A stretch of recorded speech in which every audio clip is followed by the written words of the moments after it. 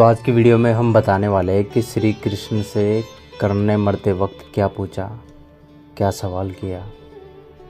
तो आज की वीडियो में आपको वही बताने वाले हैं।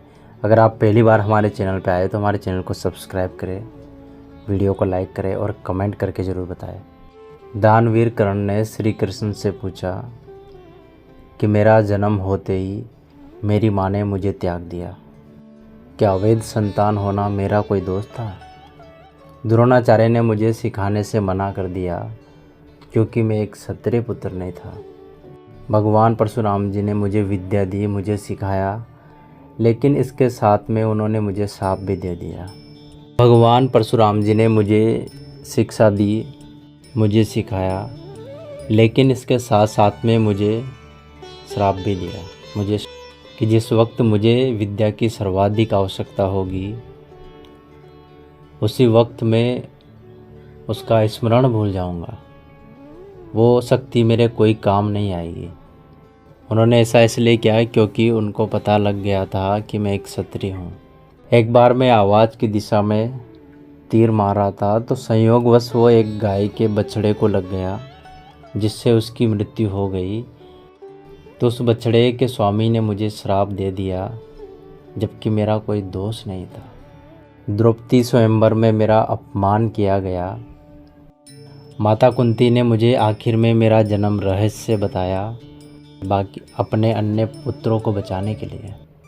जो कुछ भी मुझे प्राप्त हुआ है दुर्योधन से ही तो हुआ है। तो अगर मैं उसकी तरफ से ना लड़ूं, उसकी तरफ से युद्ध ना करूं, जिसने मेरा इतना साथ दिया, तो मैं गलत कहाँ हूँ? तब श्री कृष्ण ने उत्तर दिया, हे कर्ण, मेरा जन्म कारागाह में हुआ। जन्म से पहले ही मेरी मृत्यु मेरी प्रतीक्षा में घात लगाए हुए थी। जिस रात मेरा जन्म हुआ उसी रात माता पिता से दूर कर दिया गया। तुम्हारा बचपन तलवार, घोड़े, धनुष और बाण, इन सब के बीच रहते हुए, इनकी ध्वनि सुनते हुए बीता। मुझे क्या मिला?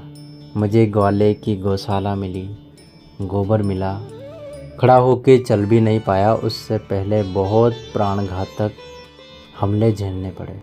कोई सेना नहीं, कोई शिक्षा नहीं, लोगों से ताने ही मिले कि मैं उनकी समस्याओं का कारण हूँ। तुम्हारे गुरु जब तुम्हारे शौर्य की प्रशंसा कर रहे थे, उस उम्र में मुझे कोई शिक्षा तक नहीं मिली। जब मैं 16 बरस का हुआ तब कहीं जाकर किसी सांदीपन के गुरुकुल पहुँचा। तुमने अपनी पसंद की कन्या से विवाह किया। जिस कन्या से मैंने प्रेम किया वो मुझे नहीं मिली और उनसे विवाह करना पड़ा जिन्हें मेरी चाहत थी या जिनको मैंने राक्षसों से बचाया था। मेरे पूरे समाज को यमुना के किनारे से हटाकर एक दूर जाकर बसना पड़ा, उन्हें जरासंध से बचाने के लिए। रण से पलायन के कारण मुझे भी कायर कहा गया। अगर दुर्योधन युद्ध जीत जाता है तो तुम्हें बहुत शौर्य मिलेगा। तो कर्ण कहता है कि अगर धर्मराज जीत जाता है तो मुझे क्या मिलेगा? मुझे केवल युद्ध और युद्ध के निर्माण हुई समस्याओं के लिए दोष दिया जाएगा।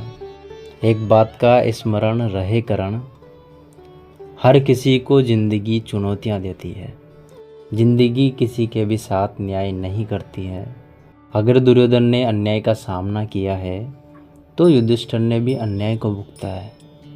लेकिन सत्य धर्म क्या है ये तुम जानते हो कर्ण। कोई बात नहीं, अगर कितना भी हमारा अपमान हो, जो हमारा अधिकार है वो अगर हमें ना मिल पाए तो महत्व इस बात का है कि तुम उस समय उस संकट का सामना कैसे करते हो। कर्ण एक ऐसा पात्र था महाभारत में जिनके देवपुत्र होने के बावजूद भी समाज में बहुत प्रताड़ना का सामना करना पड़ा और उनको समाज में अस्वीकार किया गया। कर्ण एक महान योद्धा और एक दानवीर राजा था, लेकिन कर्ण ने कुरुक्षेत्र में अपने भाइयों पांडवों को छोड़कर कौरवों का साथ दिया था। कौरवों का साथ देने के बावजूद ऐसा क्या हुआ होगा जिसके कारण कृष्ण को कर्ण का अंतिम संस्कार करना पड़ा। तो आइए जानते हैं कृष्णा ने कर्ण का अंतिम संस्कार क्यों किया। तो चलो, कुंती और सूर्य का पुत्र था कर्ण। कुंती ने कर्ण को अविवाहित होने से पूर्व ही जन्म दे दिया था। एक रथ सारथी जिसका नाम अधिरथ था, उसने कर्ण का पालन पोषण किया, जिसके कारण कर्ण को सूत पुत्र कहा जाता है। कर्ण के सूत पुत्र होने के कारण द्रौपदी, जिसको कर्ण अपने जीवन संगी बनाना चाहता था, उसने कर्ण के विवाह से इनकार कर दिया। और इन सब कारणों की वजह से कर्ण पांडवों से नफरत करता था और कुरुक्षेत्र में कौरवों का साथ दिया। भगवान कृष्ण कर्ण की मौत का कारण बने। भगवान श्री कृष्ण ने अर्जुन को कर्ण के वध करने का तरीका बताया था। एक दानवीर राजा होने के कारण भगवान कृष्ण ने कर्ण के अंतिम समय में उनकी परीक्षा ली और कर्ण से दान मांगा। तब कर्ण ने दान में अपने सोने का दांत तोड़कर भगवान श्री कृष्ण को अर्पण कर दिया। इस दानवीरता से प्रसन्न होकर भगवान श्री कृष्ण ने कर्ण को वरदान मांगने को कहा। तो कर्ण ने वरदान रूप में अपने साथ हुए अन्याय को याद करते हुए भगवान श्री कृष्ण से अगले जन्म में उसके वर्ग के लोगों से कल्याण करने के लिए कहा।